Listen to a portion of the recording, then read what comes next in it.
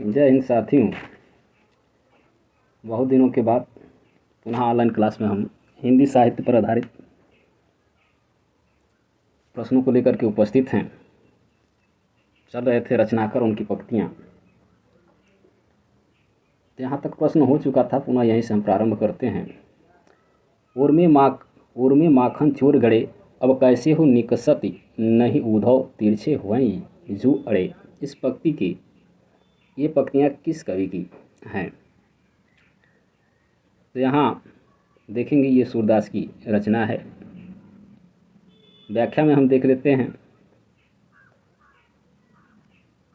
व्याख्या में कि भगवत कृपा की प्राप्ति के लिए सूर्य की भक्ति पद्धतियों में अनुग्रह का ही प्राधान्य है। ज्ञान, योग, कर्म, यहाँ तक कि उपासना भी निरर्थक समझी जाती है। उन्होंने भगवदाशक्ति की एकादश रूप का वर्णन किया है। नारद भक्ति सूत्र के अनुसार आसक्ति की एकादश रूप इस प्रकार है: गुण महात्म शक्ति, रूपाशक्ति, पूजाशक्ति, स्मरणाशक्ति, दास्याशक्ति, साख्याशक्ति, कांताशक्ति, वात्सल शक्ति, सत्य निवादना शक्ति,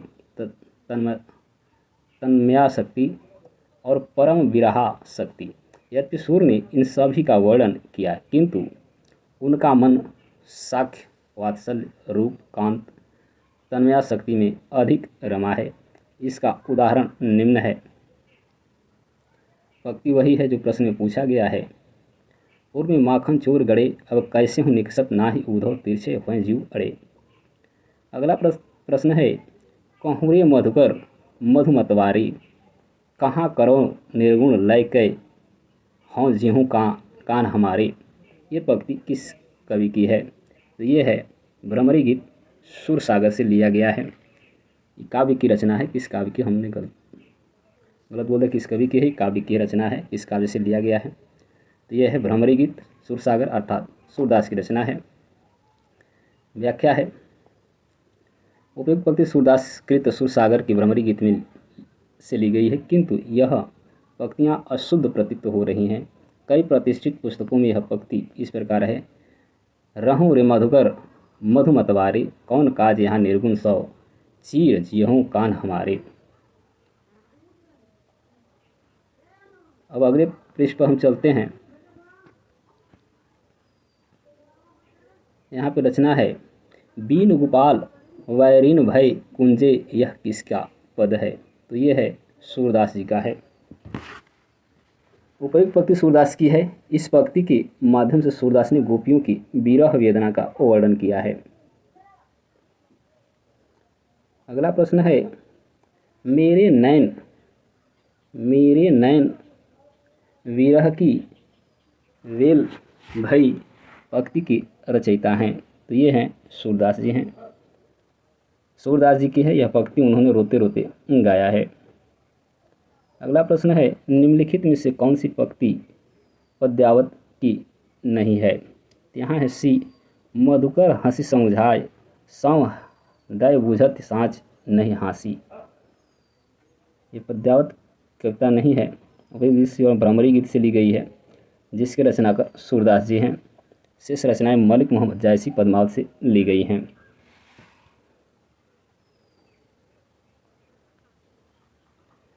स्वस्थ श्री तुलसी कुलभूषण धूषण हरण गोसाई, वारहि बार प्रणाम करहूँ, आज हरहूँ शोक समुदायी। प्रस्तुत काव्य पंक्ति किसकी है? तो ये है मीराबाई की है। व्याख्या देख लेते हैं। प्रस्तुत काव्य पंक्ति मीराबाई की है। यह पंक्ति मीराबाई ने तुलसीदास को एक पत्र में लिखा था। पत्रोत्तर में तुलसीदास ने निम्न पंक्ति लिखी, जाके प्रिय न राम वैदेही, तजिए ताहि कोट बैरी सम, यद्यप परम स्नेही।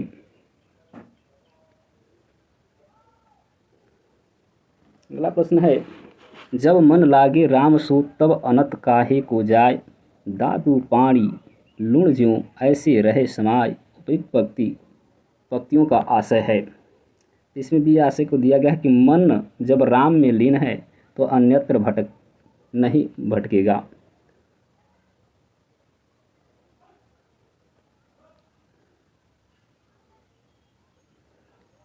बी विकल्प है, नीचे व्याख्या में दिया गया है।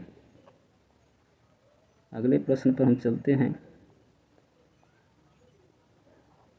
नीचे लिखे कवियों को उनके द्वारा रचित काव्य पंक्तियों की साथ सुमेल करिए, सही विकल्प का वर्णन कीजिए। तो यहाँ उनकी रचना दी गई है, उनकी लाइनें दी गई हैं और इसका मिलान करना है, जो कि मिलान यहाँ पे डी दिया गया है। तो डी के अनुसार मिला लेते हैं। विद्यापति की रचना लाइन है, माधव हम परिणाम निराशा। तुलसीदास की रचना है,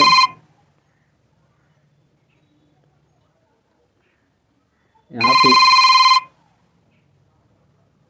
तुलसीदास की रचना है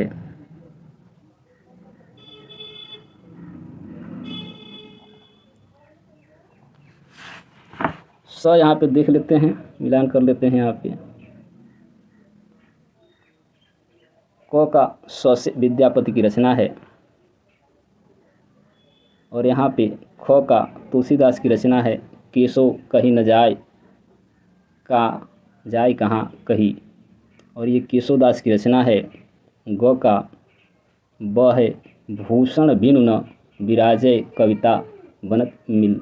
सूरदास की रचना है। द कौन विभीषण रंक निशाचर हंसी हंसी छत्र धरे। सुमेलित यहाँ भी किया गया, व्याख्या में देख लीजिए। विद्यापति माधव हम परिणाम निराशा। तुलसीदास की केशव नहीं कहीं जाए कहीं, केशव का है भूषण भीनु न विराजय कविता विनत मित। सूरदास कौन विभीषण निशाचर हंसी हंस छत्र धराए है।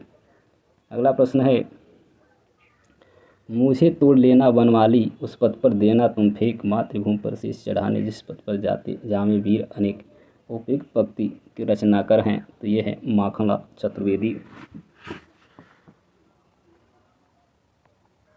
उपयुक्त पंक्ति की व्याख्या दिया गया, राष्ट्र की काव्यधारा के प्रतिनिधि माखनलाल चतुर्वेदी की रचना है। अगला प्रश्न है, हिंदी के मार्क्सवादी समीक्षक हैं, तो ये है नामवर सिंह, याद रखना है, ये मार्क्सवादी समीक्षक कहलाते हैं। यहाँ व्याख्या भी दिया गया है, मार्क्सवादी समीक्षक हैं। तो आज के लिए बस इतना ही। पुनः अगले वीडियो में हम आपसे आगे के प्रश्नों को लेकर के उपस्थित होंगे। तब तक के लिए धन्यवाद।